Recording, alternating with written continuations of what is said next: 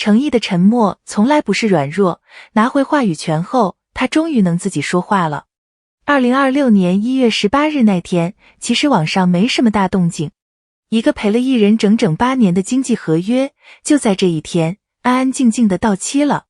没续，没撕，没有违约金，没有对簿公堂，甚至连一句火药味的官方通稿都没有，就这么体面的各走各的。这事儿我琢磨了挺久。各位，你有没有发现一件事？程毅这个人，早些年在大众印象里是那种很少发声的类型，红是真红，戏是真扛，但你很难在热搜上看到他跟谁隔空对线，公开叫板，安安静静演戏，安安静静拿数据。可就是这么一个沉默了很多年的人，独立之后反而主动站出来，发律师声明，发维权声明，一板一眼，寸步不让。这就奇怪了，一个不爱说话的人，怎么突然就开口了？是他变了吗？是他脾气变大了吗？我今天想说的结论，跟大部分人理解的可能不太一样。他没变，他一直是这个人，变的是他手里有没有那只麦克风。来，说回这个事，咱们别顺着时间往前走，咱们倒回去看。从今天一点一点往回倒，先倒回到合约还在的那些年。那时候的程毅是什么状态？说实话，这部分我得凭我这些年追下来的印象讲啊，信源不够硬的地方我会说明。老粉应该记得，那几年他给人的感觉就是闷头干活，一部接一部，古装、仙侠、悬疑，戏路一直在拓。莲花楼那一波，招商直接破亿，扛剧、扛招商，是实打实的顶流待遇。可你回头去翻，那几年里遇到争议，遇到网络上那些不太友好的声音的时候，站出来说话的是他本人吗？很多时候不是。这里我得插一句背景，不然你听不懂后面。你要知道，在传统的经纪合约框架里啊，对了，我得先说一下这个行业的规矩，艺人和公司的关系，核心其实就俩字，话语权。商务谁接，通稿谁发，遇到危机怎么回应，什么时候回应，要不要回应，这些决定权很多时候不在艺人自己手里，在公司手里。行，现在回到程毅，所以你就明白了。那几年的沉默，你把他理解成这人性格软，我觉得是理解偏了。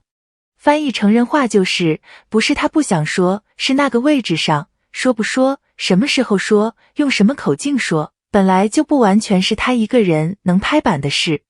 这不是艺人的问题，是那个框架本身的结构问题。懂行的都知道，这种情况不是个人能左右的。而且，我跟你讲，有件事特别能说明问题。合约到期前那段时间，网上传程毅遭遇了一整年的黑潮。有粉丝说，那阵子反黑这块，公司做得不够。这话我不好100%下定论，这个我得查一下，具体内部怎么运作，外人也看不见。但你把这件事和他后来独立之后第一时间就去搞维权声明这件事放在一起看，你就懂了。一个独立之后立刻拿起法律武器保护自己的人，你真的会相信他从前是不在乎，懒得回应吗？我不信。更合理的解释是，以前那只麦克风不完全在他手上。好，时间轴继续往回倒，不对，是往前推一点，推到那个转折点。2026年1月14日，这一天，他名下那个个人独资工作室永康奇缘影视文化工作室换了独立公章，正式脱离原来的体系运营。4天之后，1月18日，8年长约自然到期。这里我得纠正我自己一下，我刚才脑子里一直记成这工作室是2016年成立的，不对，等我想想，对，是2018年1月成立的，只不过一直挂在旧体系底下，真正独立运营是2026年这次换章。你看，成立和独立是两码事。顺着这个思路你就看明白了，这不是一时冲动，这是一步早就买好、算好的棋。因为据当时的报道，公司那边其实开出了非常优厚的条件，子公司签约 S 级 IP 男主，甚至还有股份。这是什么概念？这是把利益直接摆到你面前，换很多人可能就签了，稳且赚，但他没签。这个没签里头藏着他整个职业判断，他要的不是眼前这一口，他要的是自主权，是自己能决定接什么戏，什么时候说话，怎么说话的那个权利。用下棋的话说，这叫弃子。眼前的子我可以不要，因为我在下一盘更大的棋。用炒股的话说，他把自己当成了一只长期价值股，而不是追一波短线。而且你别忘了，退场退得多干净。合约末期，他还在履行乃新人的义务，主演自制剧，替公司扛招商。到期那天，零纠纷，零违约金，和和气气。这一手说白了，就是又要了里子，又给了面子。这种收尾方式，我这些年追内娱看下来，真不多见。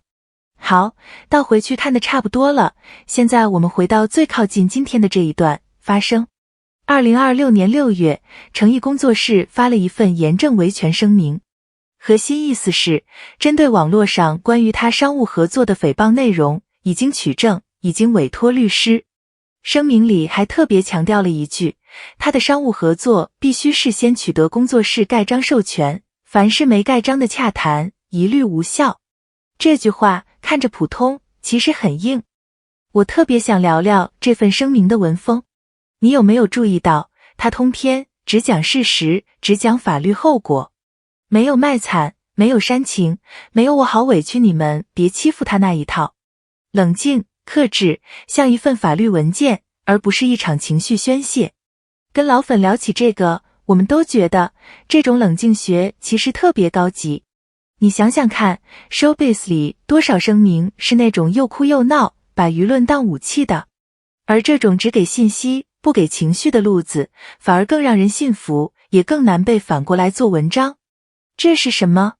这就是成熟的品牌风险管理。get 到这个点，你就明白他团队的段位了。那句必须盖章，更是直接封死了别人拿他名义乱签合同的空间，法律上这叫仿表见代理。这一步走得稳，也走得准。说到这，重点来了。回到我最开始那个疑问，一个沉默的人怎么突然开口了？现在答案很清楚了吧？他从来就不是不会说话的人，他只是过去很长一段时间里没有那只属于自己的麦克风。沉默不是他的性格，是他当时的处境。而如今的发生也不是他变了，是他终于拿回了那只麦克风，想什么时候说，用什么口径说，第一次完全由他自己说了算。沉默是失去话语权的症状，发生是拿回话语权的结果。是同一个人在两种不同处境下，两个再自然不过的反应。所以回到开头那个问题，他是变了才开始发生的吗？我现在的答案是不是。他一点没变，变的是他脚下的位置。一个本来就有话要说的人，只是终于站到了一个可以说话的地方。而这个位置是他自己一步一步放弃了多少眼前的好处才换回来的。这种坚持不容易，懂他的人会懂。我个人是挺期待往后这几年的。据传啊，独立之后他手里能拿到创作终审权、选角一票否决权这类权限，这个我得说明，是网传的说法，还没看到硬信源，各位听个方向就好。但假如属实，那意味着什么？意味着一个第一次能真正对作品拍板的诚意，接下来会拍出什么样的东西？